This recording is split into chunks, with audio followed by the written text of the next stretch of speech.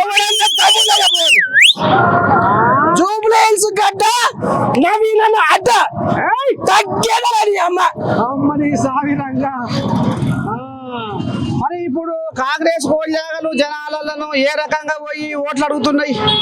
ఏం లేదు, కాంగ్రెస్ గవర్నమెంట్ ఇచ్చిన హామీలలో చేసిర్రు, ఇంకా కొన్ని చేయాల్సినవి చేస్తారు. 10 ఏళ్ళలో మీరు పీకింది ఏం లేదు, 2 ఏళ్ళ శాతం కాడికి చేస్తాం, మెల్లమెల్లగా చేస్తాం. ఇగో 10 ఏళ్ళకెళ్ళి నాకు 2018లో పెళ్లి అయింది, నాకు రేషన్ కార్డు రాక కన్నమ్మ గోస తీసిన. మొన్న రేవంత్ రెడ్డి సార్ వచ్చాక నాకు రేషన్ కార్డు వచ్చింది. ఇవాళ సన్న బియ్యం తింటున్నా, సంవత్సరానికి 10,000 మిగిలాయి నాకు. 10,000 బియ్యం కొట్టుంటి ఇవాళ కరెంట్ తీసుకోపోయి బియ్యం వేసుకుంటా పోతుంటున్నా.